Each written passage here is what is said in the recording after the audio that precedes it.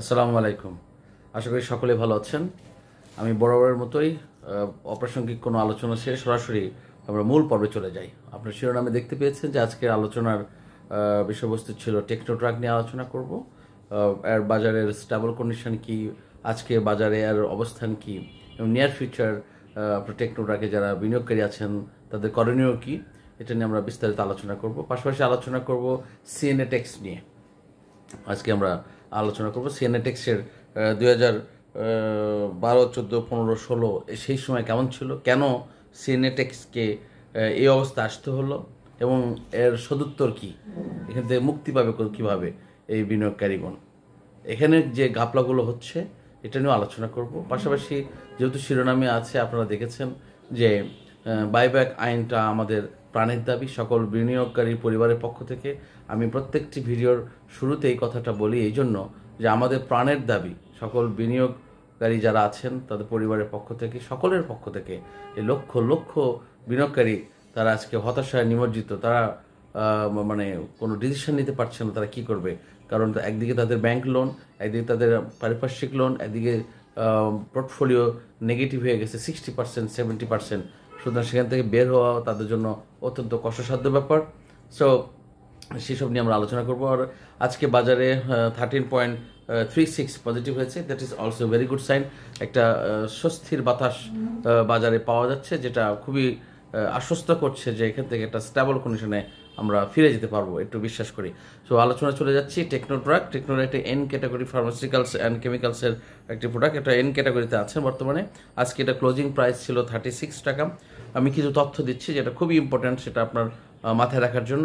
অবশ্যই বিনিয়োগকারী যারা আছেন তারা জানেন, বাট আমার কথা বরাবরের মতোই আপনাদের মধ্যে কনফিডেন্স গ্রো করানোর জন্য। পাশাপাশি যারা নতুন বিনিয়োগকারী আছেন তারা যেন সংযুক্ত হওয়ার সময় কীভাবে সংযুক্ত হলে তারা লাভবান হতে পারবেন, এবং যারা বিনিয়োগকারী আছেন তারা যেন কোনো মানে ডিসিশন মেকিংয়ে কোনো ভুল না হয়, তারা যেন অস্থিরতা না থাকে, এবং তাদের নিয়ার ফিউচার কী করা উচিত সেটা নিয়ে আমি আলোচনা করছি। যার কারণে এই ডাটাগুলো দিতে হবে। বরাবরের মতোই আমি আপনাদের কাছে বসার আগে আমি অবশ্যই এটা নিয়ে একটা কেস স্টাডি করতে হয়, এদের ওয়েবসাইটে গিয়ে সকল তথ্য দেখতে হয়, এবং বর্তমান কন্ডিশন কি সেটা নিয়ে আলোচনা করতে হয়, এবং বিভিন্ন সোর্স থেকে তথ্য সংগ্রহ করার পর আপনাদের সামনে কথা বলতে আসি আমি মূলত পক্ষে যতটুকু আমি পারি। সো এখানে ডিরেক্টরশিপ আছেন 62.71%। This is very good number, 62.71%। That means 8,24,00,000 share ওখানে ডিরেক্টরশিপের মধ্যে আছেন। ইনস্টিটিউটের কাছে আছেন 3.64%, দ্যাট মিনস 48 লাখ শেয়ার ইনস্টিটিউটের কাছে আছেন। পাবলিকের কাছে আছে মাত্র আপনার 33.65, যেটা হচ্ছে 4,44,00,000 শেয়ার পাবলিকের কাছে আছে। সো এই একটা বিনিয়োগ, এই শেয়ারে, এই কোম্পানিতে কিন্তু একটা আপনার এই যে গ্যামলিং যেটা বলেন, যে সমস্ত কোম্পানির শেয়ার সংখ্যা কম থাকে সেই সমস্ত কোম্পানিকে প্রভাবিত করার একটা কিন্তু সুযোগ থেকে যায়। কারণ যেহেতু শেয়ার সংখ্যা কম, কিছু গেমলার বলতে আমরা যে ভাষাটা ইউজ করি সেটা হচ্ছে বড় বিনিয়োগকারী। এটা কিন্তু বাজারে একটা মানে অপরাধ নয়, এটা অপরাধ নয়। আমি কেন বলবো, আপনি বড় ইনভেস্টর, ঠিক আছে, আপনি বাজারে যদি ধান ব্যবসায়ী হন, চাল ব্যবসায়ী হন, বা ড্রাই প্রোডাক্ট যে কোনো বিজনেসকারী হন না কেন, আপনি বড় একটা পরিমাণ ইনভেস্ট করে আপনি আটকে রেখে দিলেন, বাজারে ক্রাইসিস তৈরি হলো। এটা কিন্তু তার জন্য অপরাধ নয়। কিন্তু অপরাধগুলো কোথায় হয়, যে কোম্পানির সাথে যদি তারা যোগ সাজস করে, কোম্পানির সাথে যদি তারা দেখবে ইপিএস ফালাই দিল, পি ফালাই দিল, একটা আপনার ভুল তথ্য দিল পাবলিকের কাছে, ভুল তথ্য দিয়ে পাবলিকের একটা ভীতিকর পরিবেশ তৈরি করলো, কিংবা কি করে একটা অংশে আগুন লাগিয়ে দেয়, সেখান থেকে আপনার সাধারণ বিনিয়োগকারী কিন্তু ভয়ে বের হয়ে যায়। তখন কিন্তু এই বড় বিনিয়োগকারীর সাথে কোম্পানির ভিতরের কিছু লোক সংযুক্ত হয় এই লোকের সাথে, যে গেমলার যারা, তাদেরকে আমরা বড় ইনভেস্টরকে আমরা যারা গেমলার বলি, তাদের ক্যারিকুলাম চিত্রটা কিন্তু এরকম। সুতরাং এই সমস্ত কোম্পানি, যে সমস্ত কোম্পানির শেয়ার সংখ্যা কম, এই কোম্পানিটা কিছুদিন আগে এসেছে, আমি তার সর্বোচ্চ আমি দাম দেখেছি 69 টাকা 70 পয়সার একটা সর্বোচ্চ প্রাইস পর্যন্ত উঠেছিল, এবং এটা অনেকেই এক্সপেক্ট করছে যে 100+ হয়ে যাবে। বাট আমি কিন্তু সবসময় একটা কথা, এই সময় আমার সাথে যাদের পরিচয় আছে আমি কিন্তু বলেছি, এটা নট মোর দ্যান 80, এটা 80 অতিক্রম করবে না।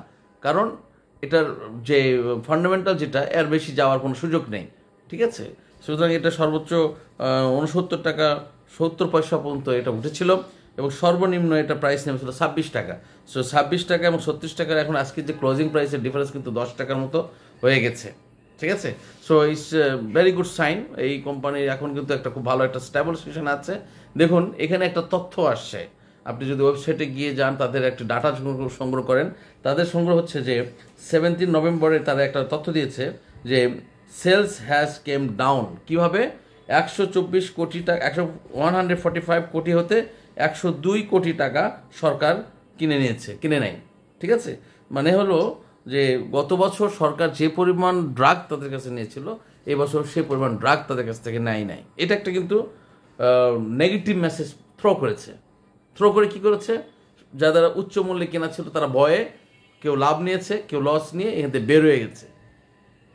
এটা একটা এন ক্যাটাগরির একটা প্রোডাক্ট, মানে বাজারে নতুন এসেছে। এটা এখন পর্যন্ত আমরা আর কিছুই জানি না, বাট আমরা কিন্তু অনেকেই ভয় পেয়ে আমরা লস দিয়ে বের হয়ে গেছি। হ্যাঁ, যিনি 69 টাকা 70 টাকা সেই সময় যারা বিক্রি করেছে, আমি ধরে নিলাম যে আপনি এটাতে ওই আইপিওতে পেয়েছেন, কিন্তু কিনেছে কে? ওই সময় আপনি বিক্রি করেছেন, কেউ না কেউ তো কিনেছে, তাই না? কিনেছে তো আপনি যদি কিনেই থাকেন, আপনি অবশ্যই একটা মার্কিং করেছেন যে হ্যাঁ এটা 100+ হয়ে যাবে। এই যে অ্যাজামশন করেছেন কি এটা 100+ হয়ে যাবে। আপনি কি করলেন? আপনার পোর্টফোলিওর সমস্ত ব্যালেন্স দিয়ে আপনার এই টেকনোটা কিনে ফেলার পর আজকে আপনার অবস্থানটা কোথায়? এই যে 40 টাকা যে আপনার পোর্টফোলিও থেকে প্রতি শেয়ারে নেই, আপনার অবস্থান তো খুব করুণ হয়ে যাবে। যার কারণে আপনাদের উচিত, বা যারা আপনার একটু ইনভেস্টর আছেন, যারা, আমি ডে ট্রেডের কথা কিন্তু বরাবরই কিন্তু প্রত্যেকটা ভিডিওতে বলেছি যে ডে ট্রেডার কিন্তু যে কোনো অবস্থাতেই আমি তাদেরকে অ্যাডভাইস করতে পারি না বা তাদের সাথে পরামর্শ করতে পারি না। They are very much experience more than me, they are well known and they have they are very smart and they have much more capability more than me, ঠিক আছে। আমি এটা তাদেরকে স্যালুট করি, রেসপেক্ট করি। বাট আমি কথাগুলো বলছি যারা ক্ষুদ্র বিনিয়োগকারী, পাশাপাশি যারা নতুন বিনিয়োগ করার জন্য এই বাজারে আসতে চায়, বা যারা হয়তো কিনে আটকে আছে, তারা একটু হতাশার মধ্যে আসে, আমি কিন্তু তাদের জন্য এই কথাগুলো বলছি। সো এটা একটা এন ক্যাটাগরির প্রোডাক্ট, এখানে ভয়ের কোনো সুযোগ নেই। It should have very good sign in near future. এবং যেহেতু এই নিউজটা দিয়েছে, একটা এই মার্কেটের আরেকটা স্ট্র্যাটেজি হলো, যখন কোনো কোম্পানি দেখবেন যে একটা নেগেটিভ মেসেজ থ্রো করতেছে, দ্যাট মিনস সেখানে পজিটিভ খুঁজে নেবেন। এটা একটা তারা সবসময় ডিপ্লোম্যাট ল্যাঙ্গুয়েজ, মানে কূটনৈতিক বক্তব্য, কূটনৈতিক ভাষা ব্যবহার করে। এটা হচ্ছে বড় দিকে যাওয়ার জন্য একটা পলিসি। এই যে গেমলার যারা বলেন, যারা বড় ইনভেস্টর, তাদেরই কারসাজি হচ্ছে এটা। একটা জিনিস থ্রো করে দিল, একটা অনলাইনে পত্রিকায় একটা নিউজ বা ব্রোকার হাউসে মেসেজ দিয়ে দিল, তাদের প্রত্যেকটা ব্রোকার হাউসে একজন করে লোক আছে যে এই কোম্পানির এই মেসেজটা তখন ছড়াই দাও। দেখবেন যে কেউ প্যানিকড হয়ে একটা বিক্রি করে দিচ্ছে। এই নামতে যখন দেখবেন যে একদম তলানিতে চলে আসতেছে, তখন তারা কিন্তু সেটা কিনে নেয়। আবার একটা নিউজ দিয়ে তারা আবার একটু কিনে নিবে। এভাবে মার্জিন করে যখন দেখবে যে তাদের মানে যেটা টার্গেট প্রাইস হয়ে গেছে, এটা তখন কোম্পানির জন্য আবার একটা পজিটিভ নিউজ তারা ক্রিয়েট করে দিবে কোম্পানির সাথে। এই জন্য গেমলার তারাই, যারা বড় ইনভেস্টর, যারা নিয়ন্ত্রণ করতে পারে, তারাই কিন্তু গেমলার। মূলত গেমলার যদি আপনি নিজে ভালো উদ্যোগী হন, ভালো যদি বড় ইনভেস্টর হন, এটা কিন্তু অপরাধ নয়। বাট যদি আপনি কোম্পানির সাথে যোগ সাজস করে বিনিয়োগকারীকে ভুল তথ্য দিয়ে যদি আপনি ম্যানিপুলেট করেন, তখন আপনার এটা অপরাধ হয়ে যায়। আর এটার দায়িত্বই হচ্ছে আমাদের নিয়ন্ত্রণ সংস্থার কাজ। এটাই হচ্ছে যে তারা নিয়ন্ত্রণ করবে যে এই পোর্টফোলিও থেকে বারবার এরকম হচ্ছে কেন, এই কোম্পানি এই তথ্যটা দিল, এর তথ্যটার সাথে কতটুকু সম্পৃক্ততা আছে, এই তথ্যটার সাথে বাজারে এই প্রাইসটা যে পড়ে গেল, এর ইফেক্টটা হচ্ছে, তাকে জবাবদিহিতার আওতায় নিয়ে আসতে হবে যে কেন তুমি এই তথ্যটা দিলা, এর বেনিফিশিয়ার কি, why you pass this message for the investors, এটা তোমার উদ্দেশ্য কি। যখন এই নিয়ন্ত্রক সংস্থা এই বিষয়গুলো মনিটরিং করবে, তাদেরকে জবাবদিহিতার আওতায় নিয়ে আসবে, তখন কিন্তু বিনিয়োগকারীরা আস্থা পাবে যে না, somebody is observing, somebody is top our head. So আমাদের অভিভাবক আছে, আমাদের গার্জিয়ান আছে। আজকে বিনিয়োগকারীর এই বাজারটা একেবারে অভিভাবকহীন হয়ে পড়েছে, দেখার কেউ নেই, যাচ্ছে তাই করে যাচ্ছে। একটা এন ক্যাটাগরির প্রোডাক্ট, আপনি সেদিন এক তথ্য দিলেন, আজকে এক তথ্য দিয়ে এই 70 টাকা থেকে আপনি আজকে 26 টাকা নিয়ে এসেছেন। আপনাদের কারো জবাবদিহিতা আছে? আপনাদের দেখার কেউ আছে? শুরু হয়ে গেছে তো খেলা, তাই না? একটা এন ক্যাটাগরি কোম্পানির আপনার শেয়ার নিয়ে আপনার একটা খেলাধুলা শুরু করে দিয়েছেন। এটা আসলে আমরা এই যে বললাম যে আমরা শুধু রাজনৈতিক ব্যক্তিবর্গকে দোষ দিয়ে থাকি, বাট আমি যে বিষয়টা হচ্ছে এর নেগেটিভ প্রভাব কিন্তু, নেগেটিভ ইফেক্ট কিন্তু সকল জায়গায় একটা প্রভাবিত হয়। মসজিদের ইমাম থেকে শুরু করে একদম গ্রামের কৃষক মজুর পর্যন্ত এর দ্বারা প্রভাবিত হয়। সুতরাং আমাদের প্রত্যেকেই একটি প্ল্যাটফর্ম থাকা উচিত, একটি জায়গা থাকা উচিত, এটা জবাবদিহিতা থাকবে। আর এই জবাবদিহিতার জন্যই আমাদের বাইব্যাক আইনটাকে আমাদের জরুরি। এই জবাবদিহিতার জন্যই আমাদের এই সংস্কারটা করা প্রয়োজন। এই জবাবদিহিতার জন্যই নির্বাচন আপনার এই বিএসসিসি যে কমিশনের দায়িত্ব আছেন, যারা আপনার এই অর্থ উপদেষ্টা যিনি দায়িত্ব পালন করছেন, পাশাপাশি আইসিবি যিনি দায়িত্বপ্রাপ্ত ব্যক্তি আছেন, তাদের প্রত্যেকেই একটি কঠোরতা থাকতে হবে এবং তাদেরকে একটি ফেয়ার মানুষ এবং ওয়েল এক্সপিরিয়েন্স মানুষ, যারা সামাজিকভাবে শুধু নয়, রাষ্ট্রীয়ভাবে নাগরিক দায়িত্ব, তাদের মধ্যে প্যাট্রিজম থাকবে, দেশপ্রেম থাকবে, যাদের মধ্যে এই ফিলিংসটা থাকবে যে আমার একটি সুচিন্তা বা সুবুদ্ধির জন্য বা আমার একটি কুচিন্তা বা কুবুদ্ধির জন্য এতগুলো বিনিয়োগকারী উপকার হবে কিংবা ক্ষতি হয়ে যাবে, এই ফিলিংসটা তার থাকতে হবে। মানুষকে মানুষ হিসেবে গণ্য করার মতো তিনি যে একটা দায়িত্বপ্রাপ্ত ব্যক্তি, এর অনুভূতিটা তার মধ্যে থাকতে হবে।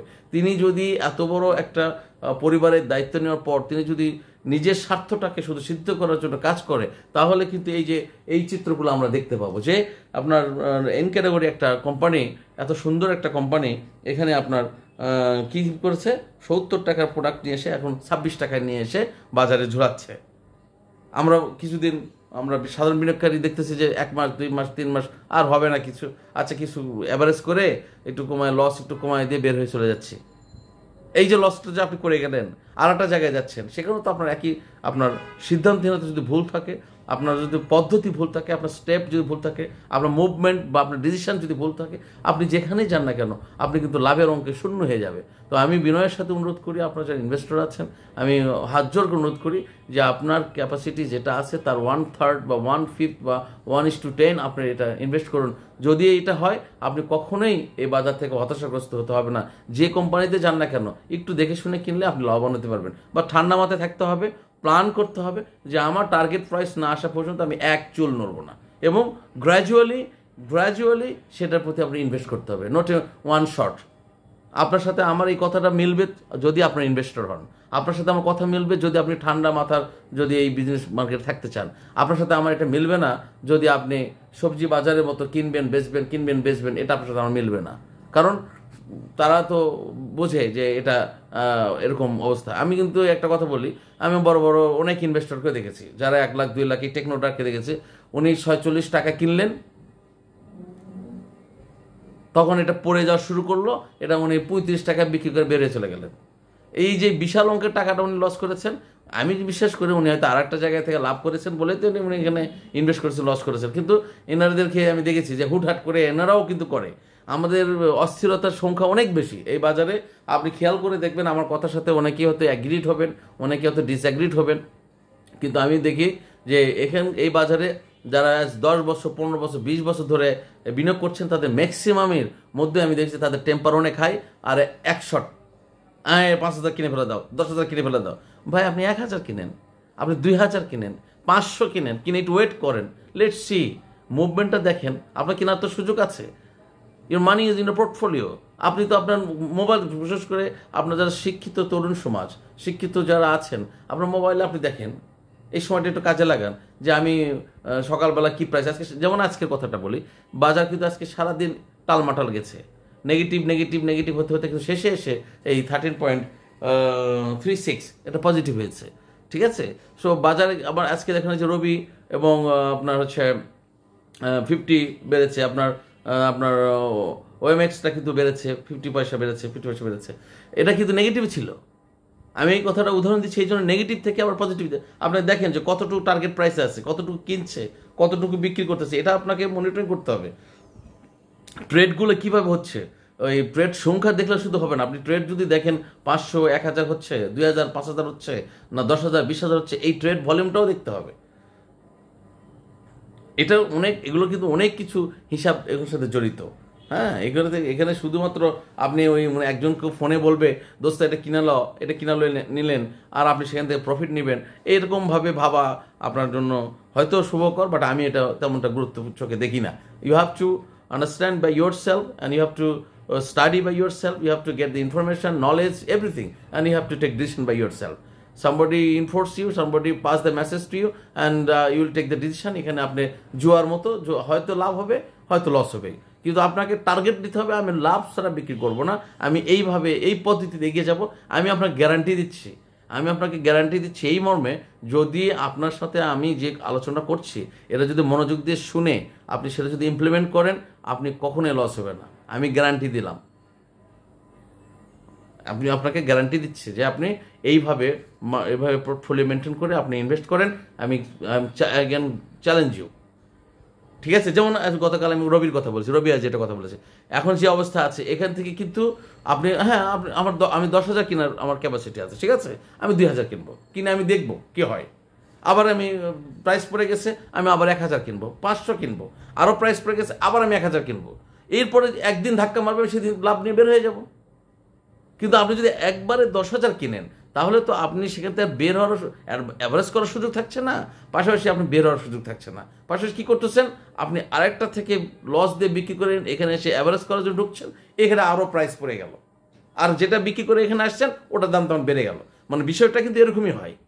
সো অনুরোধ করছি, এই আমার কথাগুলো একটু ধৈর্য সহকারে আবার শুনবেন, মনোযোগ দিয়ে শুনবেন, যে আপনার ক্যাপিটাল যেটা আপনার পোর্টফোলিওতে আছে সেটা থেকে ভাগ করে নিয়ে আপনি ইনভেস্ট করবেন, প্লিজ, এটা আমার অনুরোধ থাকবে। সো আমি যেটা বলতে চাচ্ছি, Techno Truck is one of the most prominent company and this have a very established company. নতুন বাজারে এসেছে, ভয়ের কোনো কিছু নেই, আতঙ্কিত কিছু নেই, লস দেখে বিক্রি করবেন না। আপনারা অবশ্যই মাথাটা একটা ডিসিশন নেবেন যে আপনি আপনার একটি শেয়ার 1 পয়সা লসে বিক্রি করবেন না, এখান থেকে ঘুরে দাঁড়াবে। এই নিউজগুলো কিন্তু একেবারে বাচ্চামি নিউজ দিয়েছে, কি যে সরকার আমার কাছ থেকে ওষুধ কম কিনেছে বলে আপনার এই রিপোর্টটা প্রকাশ করেছে। এগুলো হচ্ছে এক ধরনের বাজারকে ম্যানিপুলেট করার একটা ডিসিশন। এবার আসি সিএনএটেক্স একটা তথ্য আপনার দেখে। সিএনএটেক্স যাওয়ার আগে আমি কথার একটু সংযুক্ত করতে চাই, সেটা হচ্ছে যে এই যে ইউনাইটেড ইয়ার, যেমন দেখুন আজকের বাজারে যে এই শেষ চিত্র আমরা দেখতে পাচ্ছি, ইউনাইটেড ইয়ার আজকে মনে হয় কত ওটিসিতে সেল হয়েছে, 6,000 না 10,000 মতো একটা দেখলাম রিপোর্ট ওটিসিতে সেল হয়েছে। আবার আজকে একটা মেসেজ পেয়েছি যে আমেরিকা থেকে কিছু বিনিয়োগকারী মানে বাংলাদেশে বিনিয়োগ বাজারে আসতে চাচ্ছে, এটা একটা গুড নিউজ হতে পারে। আবার আমাদের কাছে যে তথ্যটা ছিল যে আইসিবি যে বাংলাদেশ ব্যাংক প্রায় 3,000 কোটি টাকা নাকি এই বাজারকে স্টেবল করার জন্য দিয়েছে, সেই টাকাটা কোথায় ইনভেস্ট হচ্ছে এই ব্যাপারে আমরা কিন্তু পুরোপুরি তথ্য পাচ্ছি না। সুতরাং এটাও একটা পজিটিভ সাইন হয়ে আছে। সুতরাং বাজারকে নিয়ে প্যানিক করার কিছু নেই, হতাশ হওয়ার কিছু নেই। এই হঠাৎ করে কোথাও মারামারি লাগলো, আপনারা আতঙ্কিত হবেন না। এগুলোর ইফেক্ট আমরাই যদি না ফেলাই, এটা বাজারে কোনো ইফেক্ট পড়ে না। আমরা আতঙ্কিত হয়ে আমরা এই বিভিন্ন জনকে ফোন করে প্যানিক ছড়িয়ে দিই, এটা আমাদের মানে ক্ষতি হয়ে যায়, ঠিক আছে? সুতরাং এগুলো নিয়ে প্যানিক হওয়ার কিছু নেই, আমি বিশ্বাস করি, আশা করি অচিরেই সব কিছু কেটে যাবে।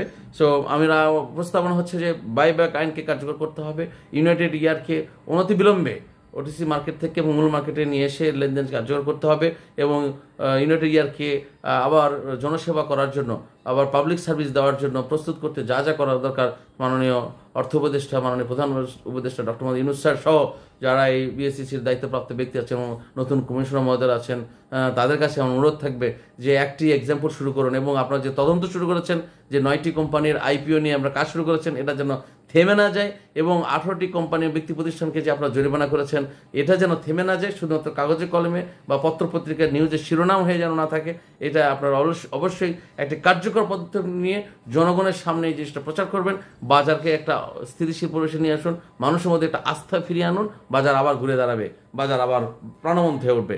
সিএনএটেক্সে চলে যাই। আজকে সিএনএটেক্সের ক্লোজিং প্রাইস ছিল 5 টাকা 10 পয়সা। বরাবরের মতো আমি আবার একটু ডিরেক্টরশিপ কত আছে আমি দেখে বলে যাচ্ছি। সেখানে আছে প্রায় 7.10%। This is very much poor sign.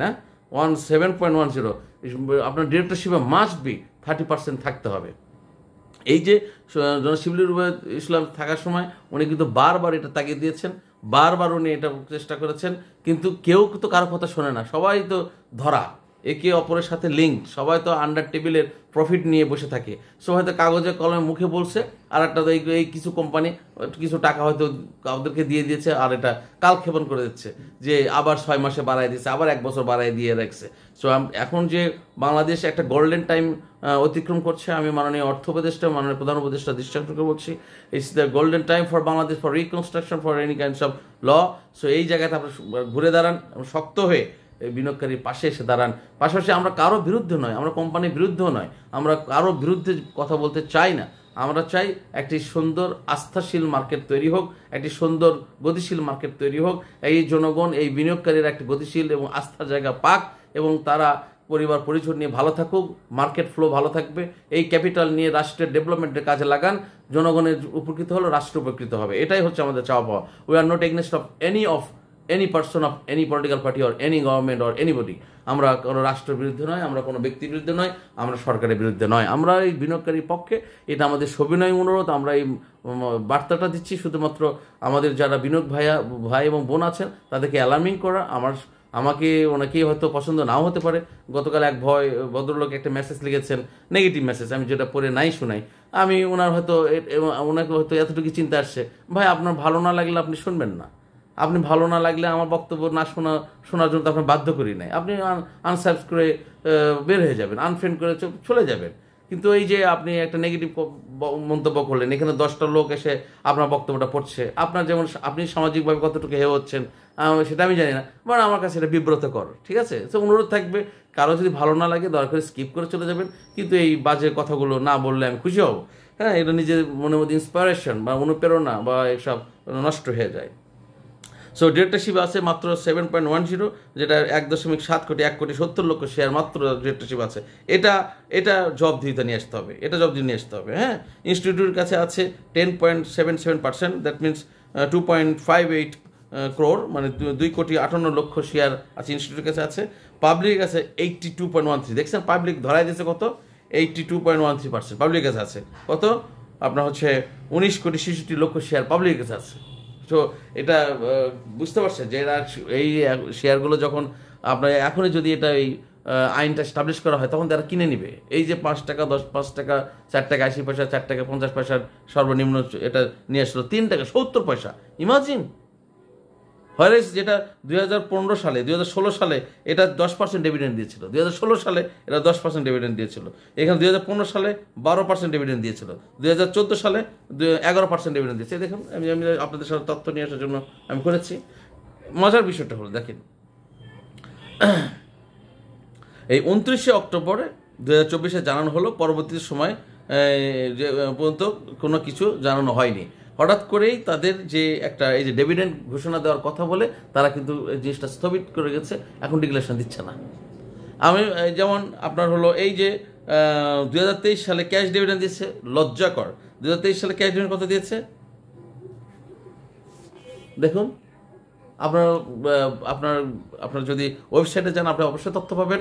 2023 সালে তারা ক্যাশ ডিভিডেন্ড দিয়েছে 50 পয়সা, 0.50। 2022 সালে দিয়েছে 0.40।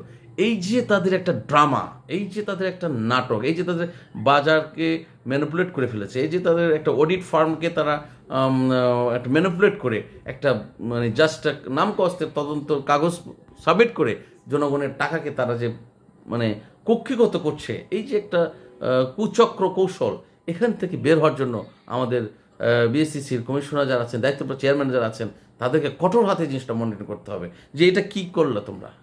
আপনার শুধু ক্যাটাগরিতে জেটে না নিয়ে বিতে রাখার জন্য যা না দিলে নয় এটা করছে, যার কারণে আমি এর আগে বলেছি জেট ক্যাটাগরিকে বাতিল করতে হবে। কোম্পানি তুমি নিয়ে আসছো নতুন, তোমার এই লায়াবিলিটি নিতে হবে, যদিন পারবে না তুমি স্যালেন্ডার করতে হবে। আর একটা সিকিউরিটি মানি আপনার ওই যে সিকিউরিটি এক্সচেঞ্জের কাছে রাখতে হবে, যে তুমি যদি কোম্পানি দেউলিয়া হয়ে যাও কোনো সময় তাহলে এই টাকা বিনিয়োগকারীকে টাকা ফেরত দিতে হবে।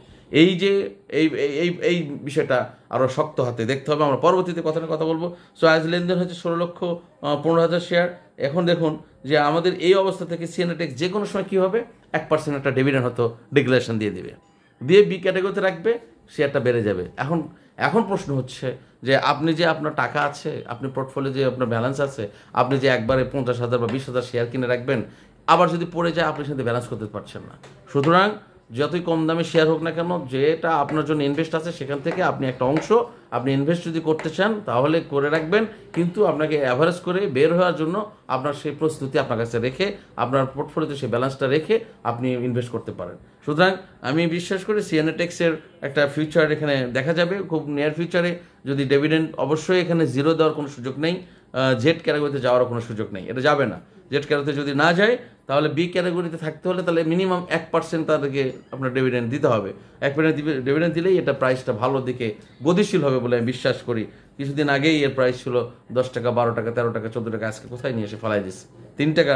হ্যাঁ, যিনি 3 টাকা 70 পয়সা কিনেছেন আজকে তিনি কিন্তু হয়তো প্রফিট নিয়ে বের হয়ে গেছেন, কিংবা কেউ হয়তো আরও ধরে রাখছেন, কেউ হয়তো আরও লং টাইম রাখবেন। এটাই হচ্ছে এই মার্কেটের সৌন্দর্য, এই মার্কেটের চরিত্র, এই মার্কেট, এই বিউটি অফ দিস মার্কেট, যে আপনি যেটুকু কিনে রাখবেন আপনি চুপ করে বসে থাকতে হবে। When is target price is come, আপনি সেখান থেকে সেল দিয়ে বের হয়ে যেতে হবে। সো আমি ভিডিও আর বড় করছি না, আপনাদের সাথে কথা বলতে আসলেই অনেক কথা চলে আসে। আমরা চাই এই বাজারটাকে নিয়ে একটি সুন্দর পরিবেশ তৈরি হোক। রাষ্ট্র বা সরকার বা অর্থ মন্ত্রণালয় বলেন কনস্ট্রাকটিভ কাজের জন্য এই ফান্ড যদি কাজে লাগাতে পারে, আমি অবশ্যই তার আগে সরকারকে অবশ্যই এবার থেকে একটা স্টেবল সিচুয়েশন নিয়ে আসতে হবে যে আইসিবি যে 3000 crore টাকা যে পেয়েছে, এর অনেক টাকা, এটাকে যদি বাজারকে একটু স্টেবল সিচুয়েশনের জন্য নিয়ে আসে তাহলে বিনিয়োগের একটা আস্থা ফিরে পায়। পাশাপাশি বিএসসিসি চেয়ারম্যান মহোদয়, পাশাপাশি কমিশনার, ওনারা যে 9টি কোম্পানির তদারকির দায়িত্ব নিয়েছেন, আইপিওর অর্থটা কোথায় কোন কাজে কিভাবে ব্যবহার হচ্ছে বা কোথায় কোনো গাবলা আছে কিনা এবং কঠোরতার সিদ্ধান্ত নিয়েছেন, এই ব্যাপারে আপনাদের সিদ্ধান্ত যেন অনড় থাকে এবং যে সমস্ত কোম্পানি এবং ব্যক্তি প্রতিষ্ঠানকে আপনারা জরিমানা করেছেন তাদের আচরণের কারণে বা বিধিনিষেধ লঙ্ঘনের কারণে, অমান্য করার কারণে, সেটা যেন আপনাদের কনস্ট্রাকটিভভাবে স্টেবল থাকে এবং যেন শুধু কাগজে কলমে না থাকে, সেটা একটা বাস্তব চিত্র বিনিয়োগ বাজারে সবাই দেখতে পায়, সেটা আমরা সদৃষ্ট কামনা করছি। পাশাপাশি আপনাদের কাছে সবিনয়ে অনুরোধ করি যে অনতিবিলম্বে বাইব্যাক আইন কার্যকর করার জন্য আপনারা একটা জরুরি তলব করুন এবং ইউনাইটেড এয়ারকে মূল মার্কেটে ফিরে নিয়ে আসার জন্য আপনারা কাজ করুন। এখানে লক্ষ লক্ষ পরিবার বিনিয়োগ ইউনাইটেড এয়ারে যারা হতাশাগ্রস্ত হয়েছে, আমি কারো কারো মেসেজ দেখে আমি খুব কষ্ট পাই যে এত কষ্টের মানুষগুলো নিজের অর্থের টাকা ইনভেস্ট করে আজকে হাহাকার করছে। সেই জায়গা থেকে বের হওয়া উচিত, কারণ না পারছে তারা এটা বিক্রি করতে, না পারছে তারা এখানে রাখতে, একটা অস্থিতিশীল পরিবেশের মধ্যে দিয়ে তারা সময় অতিক্রম করছে। সুতরাং সকলের প্রতি সুদৃষ্টি কামনা করছি, সকলের প্রতি আমি অনুরোধ করছি যার যার অবস্থান থেকে বিনিয়োগ বাজারেকে সহযোগিতা করার জন্য ঐক্যবদ্ধ হন, আপনার পাশে থাকুন। আমি বিশ্বাস করি হয়তো কোনো এক সময় আমরা একটা ভালোর দিকে ইনশাল্লাহ যাব। সকলের সাথে আমাদের এই সুখ দুঃখ শেয়ার করতে আমি অনেক আনন্দিত পাই। আপনারা আমাদের কমেন্টসের মাধ্যমে আপনারা জানাবেন। আরও অনেকেই অনেক শেয়ারের ব্যাপারে কথা বলার জন্য মেসেজ দিয়েছেন, বাট একদিনে এত বেশি কোম্পানি নিয়ে কথা বললে সেটা অনেক বড় হয়েছে, সেটা আসলে বিরক্তিকর কারণ হবে। সুতরাং আমরা স্টেপ বাই স্টেপ সেটা নোট রাখছি এবং আমি আপনাদের সাথে এটা নিয়ে আলোচনা করব। সকলের জন্য শুভকামনা। আজকে এখানেই, আল্লাহ হাফেজ, আসসালামু আলাইকুম ওয়া রাহমাতুল্লাহি ওয়া বারাকাতুহু।